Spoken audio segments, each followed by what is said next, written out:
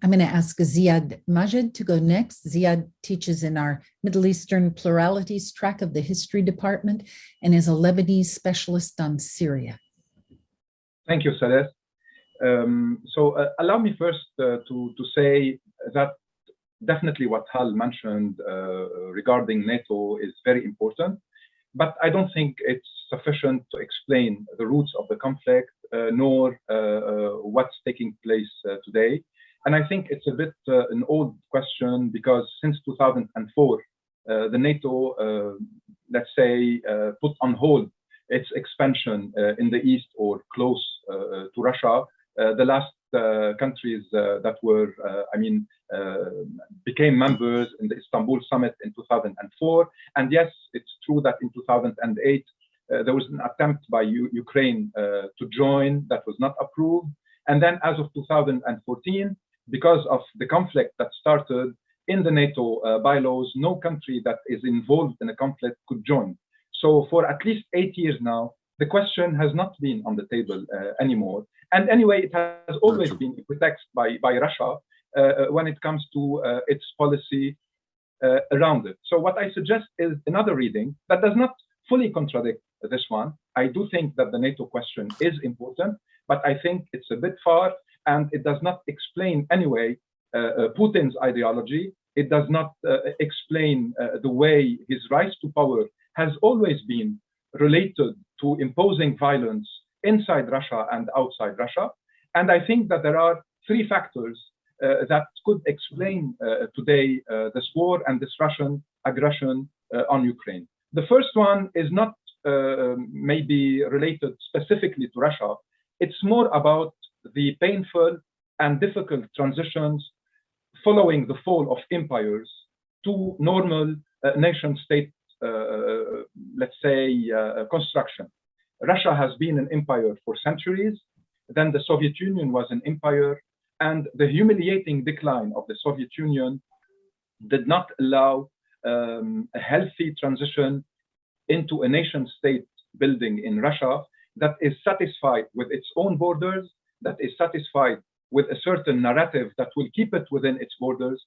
It kept the nostalgia, it kept the connection, the attachment to its past and to its history of domination, territorially speaking, and imposing political hegemony around it. And this is not, by the way, let's say, the exceptionality of the Russian Empire and Soviet Empire decline. We can see it also in the Ottoman Empire, Turkey as another case. We can even see it in the Persian case with the rise of the Iranian state. We can see it in the Austro-Hungarian Empire that also collapsed, and the conflicts that followed that fragmentation of the empire. So there is something related to an empire that lost its power and that is still attached to its power and wants to impose its hegemony around it. And its connection with Ukraine is very specific for historical reasons, for the role of Kiev in the construction of the Christian Russian Empire, etc. So there is this question that is central, in my opinion. And the rise of Putin to power as of the Chechen War, the Second Chechen War, 1999-2006, was a rise with the huge violence deployed in Chechnya to reimpose Russian authority with a very chauvinistic narrative against the Chechens, against the people of the Caucasus area. And we all know, and you mentioned that, Hal, the disaster in Grozny, the fact that the city was destroyed and crimes against humanity were committed without any real sanction taken against Putin, who was prime minister and who will become later the president of the country. Then you will have a series of assassinations and imprisonment against dissidents in Russia. We can name many, many cases and many, many names. Then you have the invasion of Georgia in 2008. You have Ukraine, Crimea, and the Donbass 2014. You have Syria since 2015. I will go back to that third point that is extremely important in my opinion. Then you have Libya and Mali. We should not forget that there are thousands of mercenaries from the Wagner private society that is very connected to Putin and to the Kremlin. This society is operating in Libya and Mali and is involved in war crimes that are documented.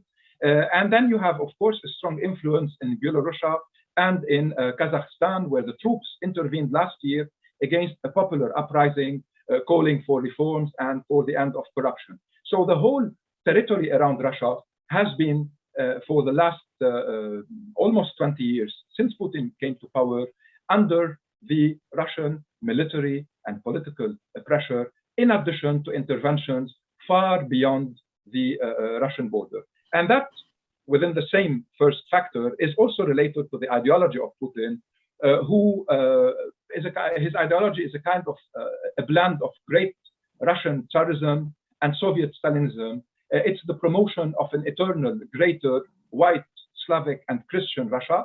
And his reference to his historian, Nikonov, who is very close to him, a Russian nationalist, who always believed in the Western war against Russia, and that this war will never end, and Russia should always be ready to confront its enemies.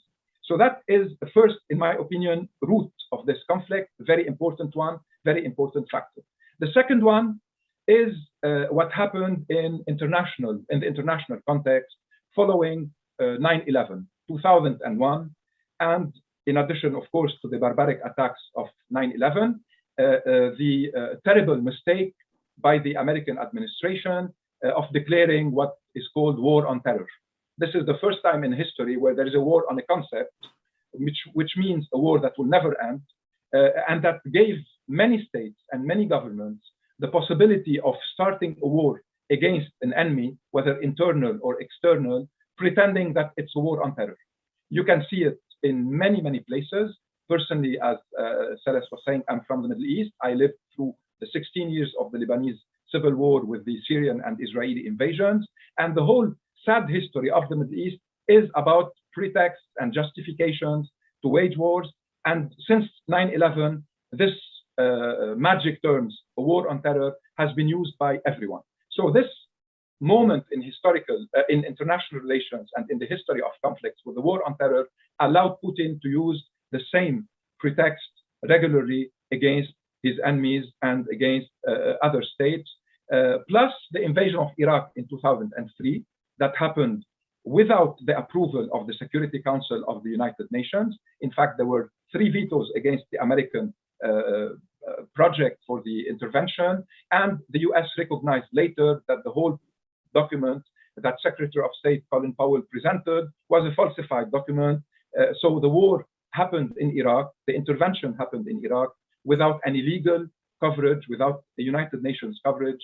And this is exactly what Putin has been using as a pretext when he intervened in Syria and when he sent his mercenaries elsewhere, always referring to that precedent that is the 2003 war in Iraq, and always referring to the fact that the US intervened without any international coverage and using false documents.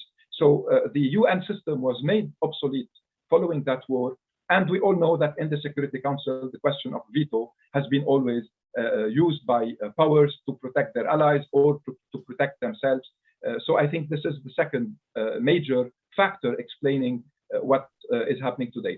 And the third is the disastrous Syrian war in which Putin intervened in 2015, following a series of Western mistakes.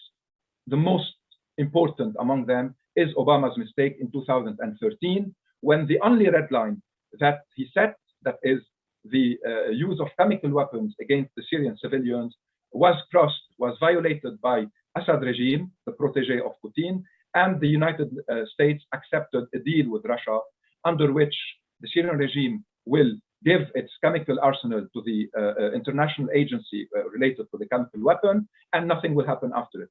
So this terrible war in Syria that will allow Putin to intervene in 2015, and there are documented war crimes, documented crimes against humanity.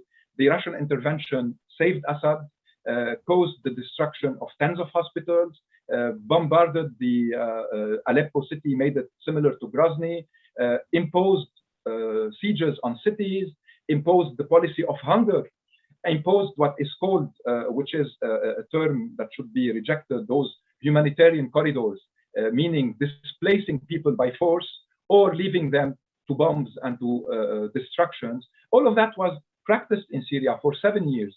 Out of 23 million Syrians, 13 million do not live in their homes. 7 million are today refugees, 6 million are internally displaced, so more than 50% of the population, plus 500,000 killed, plus 100,000 disappeared in Assad jails. Many of them probably died under torture.